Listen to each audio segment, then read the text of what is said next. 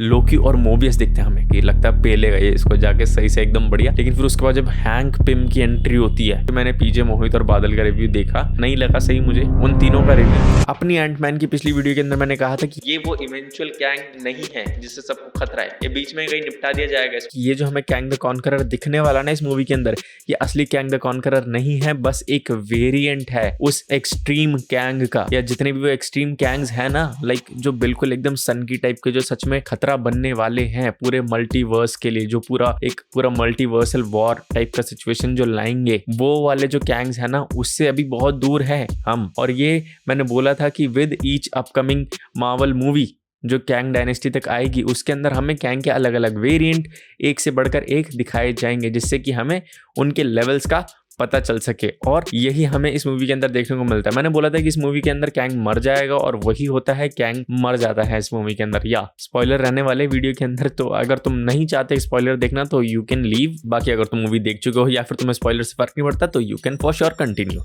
बात शुरू करते हैं। मूवी स्टार्ट एक स्लो पेस से होती है जहां पर हमें एंटमैन की जिंदगी के बारे में और पता चलता है कि कैसे वो एंड गेम के बाद जो भी हुआ उसको कैसे टैकल कर रहा है, उसकी बेटी कैसी क्या क्या कर रही है, कैसे वो बिल्कुल एकदम हीरो बनना चाहती है, सबको बचाना चाहती है, बिल्कुल अच्छा करना चाहती है सबके साथ, कि अगर कोई भी कहीं पे भी कुछ भी किसी भी तरीके से सफर कर रहा है तो वो उसकी जाके मदद करेगी। This is what she is like right now. But उसकी यही हरकत उन सबको क्वांटम रेल्म के अंदर लेकर आ जाती है, जो कि हमें ट्रेलर में भी देखने को मिल जाता है, और उसके अंदर वो अलग अलग चीजें फेस करते हैं। फिर वहां पे हमें कैंग की स्टोरी देखने को मिलती है कि क्या हुआ था कि वो क्वांटम रेल्म के अंदर फंस चुका है, कैसे जेनेट और कैंग आपस के अंदर कनेक्टेड है, कैसे जेनेट उसकी मदद करती है वहां से निकलने के लिए, but the moment she touches his spaceship तो वो है ना न्यूरो लिंक्ड होता है, लाइक उसके दिमाग से कनेक्टेड होता है उसका स्पेसशिप। तो जैसे ही कनेक्ट करती है उसको दिख जाता है कि उसने जो भी हरकतें करी होती है, जितने भी लोगों को मारा होता है, जो भी डिस्ट्रक्शन उसने मचाया होता है, उसको वो पता चल जाता है। तो बस फिर उसके इरादे बदल जाते हैं जेनेट के, और वो उससे जो उसका इंजन कोर होता है, मल्टीवर्सल इंजन कोर जो होता है, वो उससे छीन लेती है, उसको पिम पार्टिकल से बहुत बड़ा कर देती है, जिसकी वजह से वो यूज नहीं कर पाता, और वही तबाही मचाकर उसके बाद तो जेनेट वापस आ ही जाती है। लेकिन अब जैसे कि पूरा एंट परिवार वापस आ चुका है तो वो अब बदला लेने का मौका मिल गया है कैंग को जेनेट से, और फिर वही कैंग की इच्छा रहती है कि वो जो उसका कोर था, इंजन कोर था, वो उसे वापस मिले, जिसकी वजह से वो उन लोगों से बदला ले सके जिसने कि उसको यहाँ भेजा है, यहाँ फंसाया है, यहाँ एग्जाइल में छोड़ा है। कौन है वो लोग, उसके बारे में भी बात करेंगे। तो मूवी की बेसिक स्टोरी यही रहती है कि कैसे एंटमैन जाके उस इंजन कोर को लेकर आता है। Now when it comes to that scene, वो इंजन कोर लेने वाला scene, that was a wonderful scene.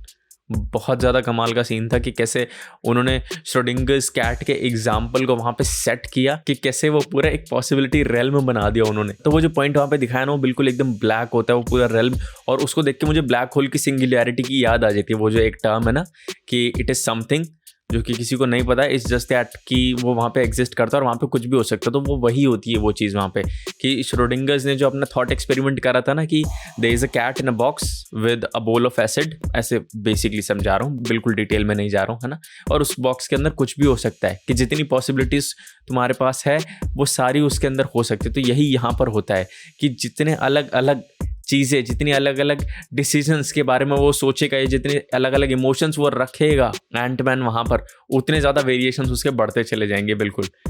और वो इस चीज़ को भी प्रूफ करती है कि जैसे ही हम एक अलग सोच लाते हैं वैसे एक अलग पैरेलल रियलिटी तैयार हो जाती है, एक अलग पूरा दुनिया बन जाती है पैरेलल। काफ़ी कमाल सीन।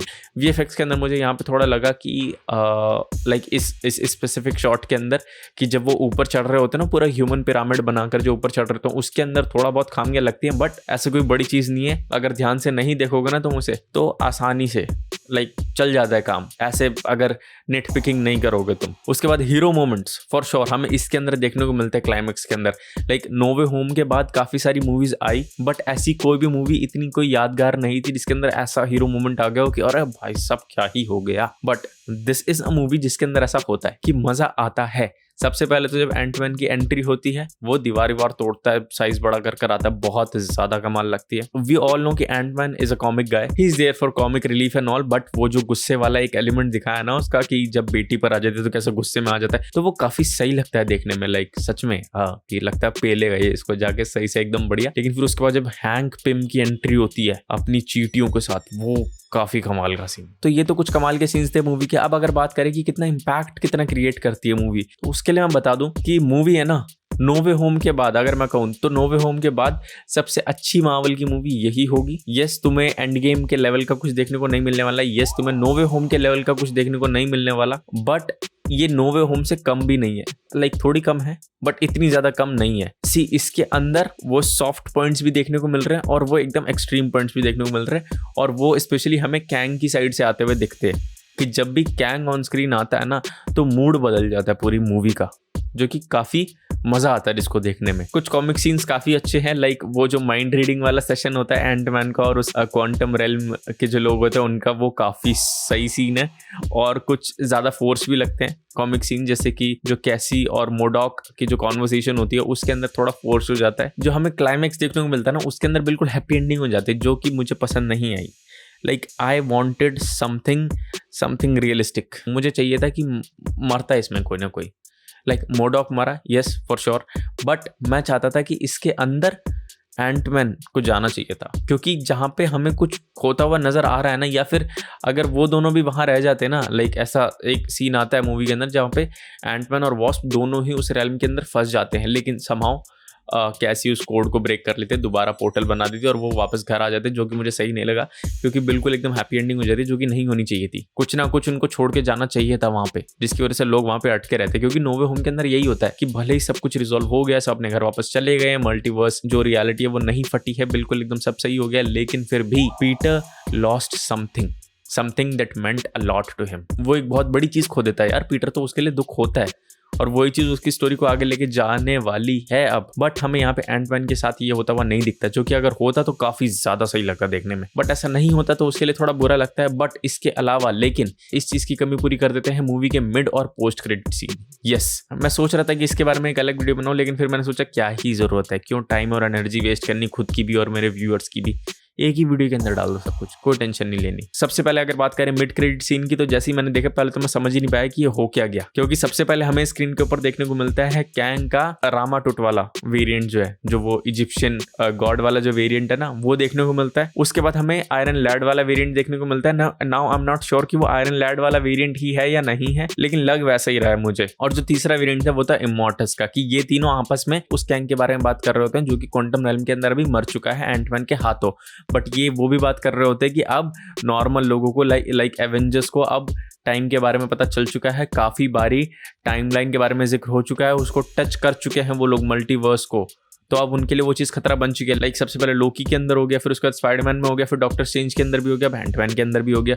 तो अब ये इतने सारे इंस्टेंसेस आ गए हैं, तो अब उनको लग रहा है कि खतरा हो सकता है, तो इसीलिए अब चीज़ें सॉर्ट करना चाहते हैं वो, और इसीलिए वो जितने भी वेरिएंट होते हैं कैंग के वो सबको बुला लेते हैं। और फिर हमें वहाँ पे देखने को मिलता है कि एक बिल्कुल जैसे वो रोम के अंदर जो गेम्स होते थे, क्या कहते थे यार उसको, ग्लैडिएटर, जो ग्लैडिएटर होता था उसका जो अरीना होता है ना, उसके अंदर बीच में सारे गैंग्स उतरते हैं, और जो ऑडियंस है वहाँ पे भी सारे गैंग्स चिल्ला रहे हैं एक दूसरे के ऊपर, तो काफी सही सीन लगता है वो, बहुत मजा आया उसको देखकर, एकदम हिल गया था मैं। बाकी पोस्ट क्रेडिट सीन के अंदर हमें और भी ज्यादा कमाल की चीज देखने को मिल जाती है, क्योंकि लोकी और मोबियस दिखते हैं हमें, यस, और हमें दिखता है कैंग का सबसे पहला variant, and that is why I think Loki and Mobius were there, क्योंकि लोकी को ये तो पता चल गया होगा कि वो रोक कैसे सकता है इसको, तो इसीलिए वो कैंग के सबसे पहले वेरिएंट के पास जा रहा है मोबियस को लेके, जहां पे वो जिक्र कर रहा है कैंग का वो वाला वेरिएंट कि I have somehow discovered that we can manipulate time, या ऐसा करके कुछ डायलॉग होता है उसका। बट उसके बाद हमें वो दिख जाता है कि लोकी वहां पे बैठा हुआ है और वो बोलते हैं यस इट इज हिम, और फिर मोबियस भी उसको देख रहा था, और वो सीन इतना ज़्यादा कमाल था ना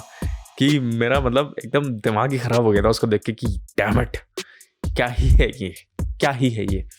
बहुत मज़ा आया था उसको सीन को देख के कि दिल खुश हो गया था बस, कि अब हमें पता चल गया है कि हमें ये देखने को मिलने वाला है लोकी सीजन 2 के अंदर, कि लेवल अलग ही रहने वाला है। बहुत मज़ा आया था उसको देखकर। बाकी यही था यार पूरा एक लाइक एंटमैन मूवी का कमाल का एक्सपीरियंस है। मैं तो यही कहूँगा कि यस, कमियाँ थी, खामियाँ थी, मोडॉक को ऐसा एक एंड नहीं देना चाहिए था मोडॉक को इतनी जल्दी, एंड VFX में भी थोड़ी बहुत ही थी, ज़्यादा नहीं कहूँगा मैं, थोड़ी बहुत ही थी। लाइक जो रीसेंट प्रोजेक्ट्स रहे हैं उससे काफ़ी अच्छा VFX है, और मूवी काफ़ी ज़्यादा अच्छी है यार, तुम्हें ज़रूर देखनी चाहिए। बाकी अभी मैं यूट्यूब पे वीडियोस देख रहा था इसके रिव्यू के रिगार्डिंग ही, तो मैंने रिव्यूज़ देखे, एंड स्पेसिफिकली मैं कहना चाहता हूँ कि मैंने पीजे मोहित और बादल का रिव्यू देखा एंड उनके अकॉर्डिंग मूवी ने इतना ज़्यादा अच्छा नहीं करा, विच इज़ वियर्ड, क्योंकि I see their review videos and all. मैं काफ़ी फॉलो करता हूँ स्पेशली मोहित और पीजे को। बादल की तो नहीं देखी मैंने इतनी वीडियोज़, बट मोहित और पीजे अच्छा खासा ब्रेक डाउन करते हैं और अच्छा खासा बात कर लेते हैं मूवीज़ के बारे में। बट इसके बारे में आई डोंट थिंक वो एक ऑथेंटिसिटी नहीं आ रही थी। मे बी बिकॉज वो तीनों एक ही कमरे के अंदर एक एक करके वीडियो शूट कर रहे थे और तीनों के बिल्कुल सिमिलर रिव्यू हैं,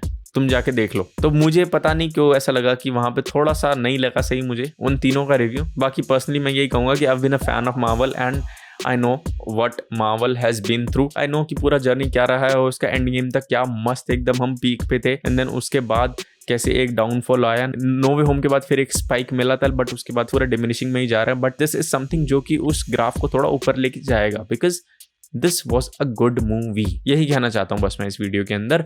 बाकी वीडियो थोड़ी लंबी हो गई है, कट करके देखते कितनी हो गई, लेकिन आज के लिए इतना ही था। यही बात करनी थी। If you want to see my other videos जो कि मैंने अभी क्लास के बारे में बनाई है, जो अभी रिसेंट शो आया था नेटफ्लिक्स के ऊपर जो कि ऑफिशियल रीमेक है एलीट का, you can check out those videos. यहाँ पे तुम्हें लिंक मिल जाए, यहाँ पे मिलेगा, यहाँ पे मिलेगा, आई बटन के अंदर कहीं ना कहीं मिल जाएगा, तो जाके देख लेना।